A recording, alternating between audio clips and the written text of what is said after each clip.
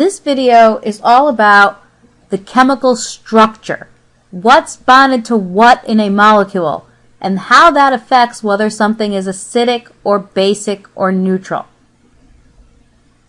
Now, for example, if you think about something like this, H bonded to something, the whole basis of acid strength is the polarity of this bond. If you remember this notation when you were talking about polar molecules, this means the electrons are being pushed toward that X, toward the nonmetal here. The stronger this polarity is, the more electronegative X is, the weaker this bond, and the more likely it is that this molecule here, this compound, will give off an H+, and therefore be a stronger acid. So something like HCl is very, very polar. So this bond breaks pretty easily. I get an H+, I have a strong acid. As opposed to something like this,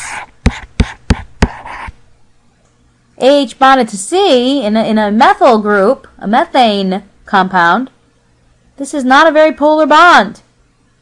There is no likelihood that this is going to break and give me an H+. So this is not an acid at all. The next thing to worry about is the strength of the bond.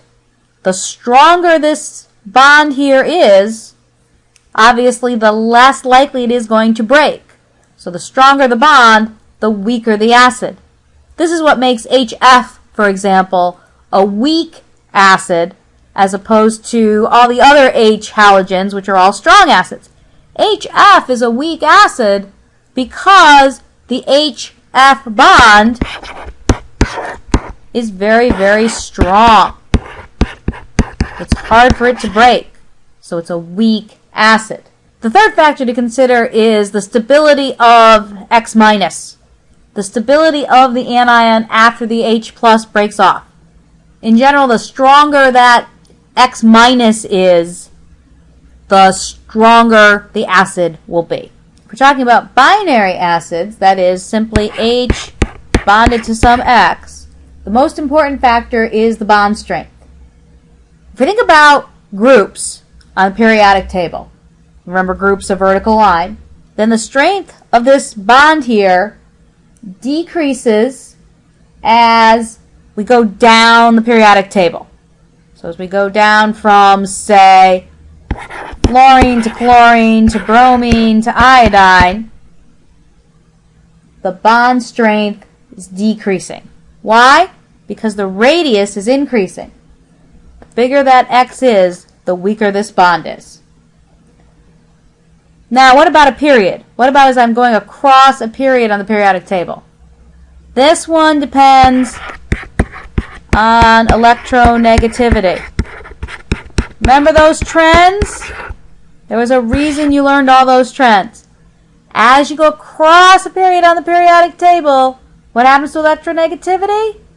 It increases. If electronegativity increases as I go across, that means the bonds will become more and more polar. And acidity increases as the electronegativity increases. Now, oxyacids are a little more confusing. Oxyacids, we've got something like this. YOH, where there might be some other things bonded to Y. At one extreme, Y is a metal. A group 1, a group 2 metal. And I've got a positive, I've got a negative, I've got an ionic bond, easily gives off OH-, and I've got a base. But what if Y is a nonmetal?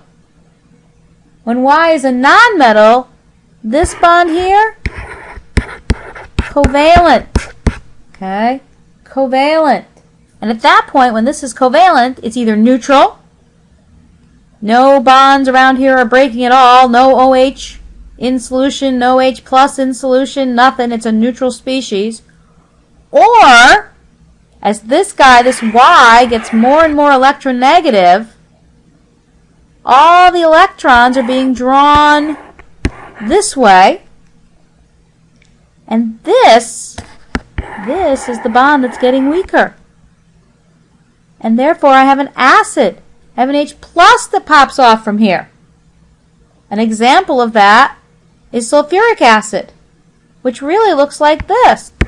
H, O, S, O, O, O, H. What happens is the electrons can all delocalize. They can all be shared amongst all 5 of these atoms, leaving this bond to break and give us an H plus, and that bond to break and give us an H plus, and thus H2SO4 is an acid. Now we got to think about H2SO4 versus H2SO3, that sort of thing.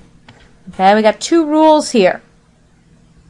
If they have the same, for 2 oxyacids that have the same number of OH groups and the same number of O atoms, then acid strength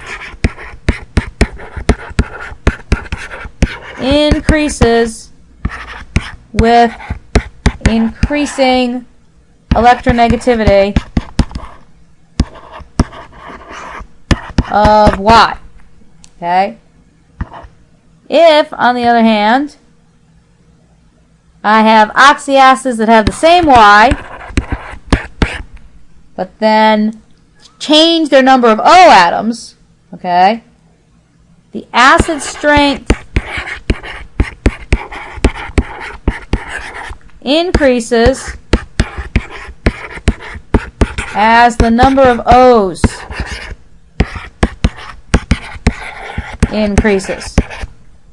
And the reason for that is, again, this whole idea of delocalizing the electrons amongst the different O's, weakening the OH bond and letting an H plus be released. Now, a really, really important set of acids to think about are carboxylic acids. Carboxylic acid is C something, H something, C double bond O, O, H. Acetic acid is one of these. That's why you see it sometimes written as CH3COOH. Whenever you see this COOH thing, that means this. Okay, C double bond O, OH. It doesn't mean the 2 O's are bonded together. It means this guy. And this is the same thing I was talking about with the oxyacids. If you remember Lewis dots, you remember resonance structures. I can kind of draw a resonance structure where it's CXHYCO here, double bond OH. Right? So both of these structures are existing.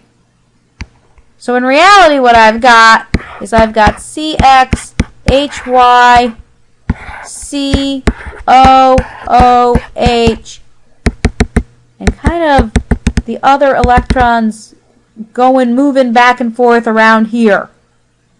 Okay? Which again, just like in the oxyacids, makes this bond the weak bond. So that's why this is an acid. Big moral of the story here is not everything with an OH is going to be a base.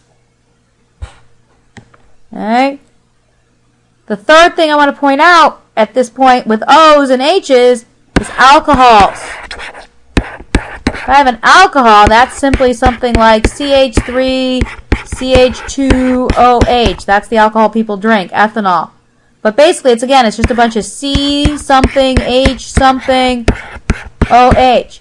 That guy is neutral. Don't look at it and think, oh, it's got an OH, it's a base.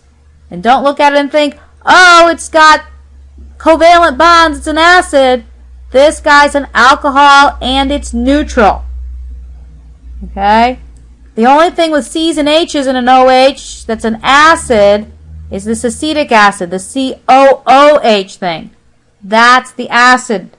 Don't get the acid mixed up with the alcohol.